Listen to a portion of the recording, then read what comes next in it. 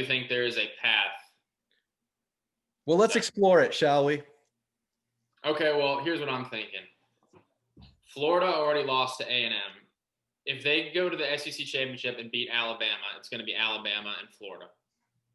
If Georgia goes to the SEC championship and beats Alabama, it'll be Georgia and Alabama. I don't think Florida or Georgia can beat Alabama. That's correct. Now, Georgia might have JT Daniels by then.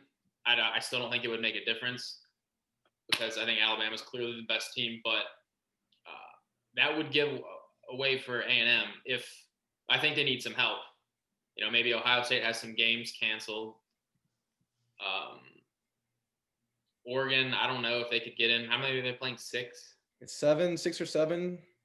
Oregon might be able to find a way to get in. I don't know if they would want 2 SEC teams in there. But I think Oklahoma State, even if they beat Texas, I think they're going to screw up along the way. And OU already has 2 losses. Oklahoma State that's kind of who they are. If they somehow win out, they're going to make it. Obviously, they're in. That's going to happen. But I foresee them losing. I'm hoping this weekend, but am I going to put my faith in Tom Herman? I don't know. I don't think it's going to happen this weekend. They can't beat Oklahoma to save their lives. Yeah, Oklahoma's going to beat them. So A&M, we got Arkansas this weekend. It's a tougher game than normal, but it's always a tough game for us. And it's at home now, so it's where does it really end up? I think we cover. I think we're rolling. I think coming off a very conveniently placed bye week. Bye weeks are always nice, but coming after the emotional win at home versus Florida, and then getting the road win at Starkville, which we haven't done since Johnny Manziel was our quarterback. You feel pretty good about yourself, even though things haven't been perfect. But what's the one factor about A&M that can make or break us on any given game? Wilson, go ahead and say his name. Is it the Mond of Kellen? It's Kellen Heismond. Yeah, we're gonna go as Kellen goes, and that includes this weekend. We're slightly more talented than Arkansas. They're more physical than I gave them credit for, but if Kellen shows up these last 6 games, it's home versus Arkansas, 2 road games in a row. Hopefully we survive COVID-wise through those. That's at South Carolina, at Tennessee, come back home versus Ole Miss, and then home versus LSU, finish on the road at Auburn. With how everyone's looking this year, the path is there. We could lose any of those games just as easily as we could win them. That's why I say it's a nice place to be right now. I wish I could freeze time and just bottle up this excitement. And this second time I felt this way as an A&M fan, which has pretty much been from 2015 to now. That was, I think, the 2016 season when we had Trevor Knight started 5-0, ranked 4 in the first playoff bracket. Similar feeling to that because, we have a chance, and it's just nice to be there. It's nice to be here, guys. I feel great being here. Let me rebuttal what you just said. So you said, there's a great bye week here for the Aggies. Well, guess what? Arkansas had a bye week also, so I don't know what that means. Second of all,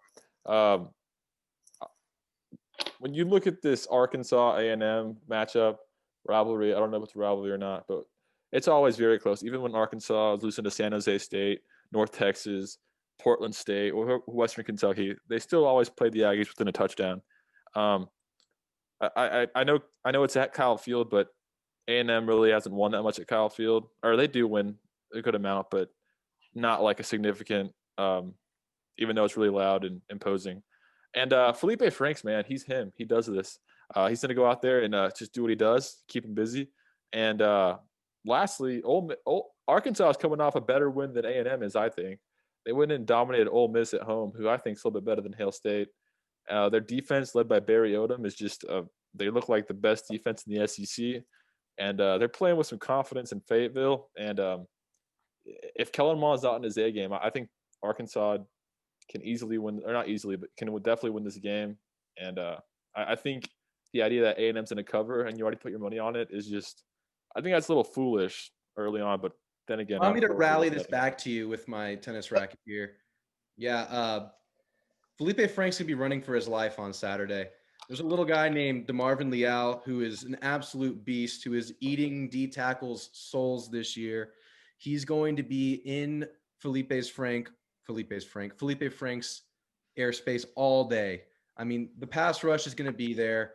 And you know what? Kellen Mond, I'll take a C+ game from him this weekend because you know what? The A&M O-line, the A&M running game is the best it's been since Travion Williams 2 years ago. We might have two, I mean, all SEC backs within the first 3 years of Tom Herman and Isaiah Spiller. Isaiah Spiller he's looking like he's going to be elite. And I think just the whole running game as a whole, tight ends, Jalen Weidemeyer, that O-line, all seniors besides one 5-star left guard, Kenyon Green, who's an absolute stud, might be the most talented guy on the offense. I mean, that run game is going to just make Kellen Mond's life so much easier. And then let alone Kellen having another game like Florida. It's Kellen's time. He has 6 games left in his career. He's been up and down his whole career. I mean, it's time. Every game is winnable. Every game is an opportunity for Kellen right now.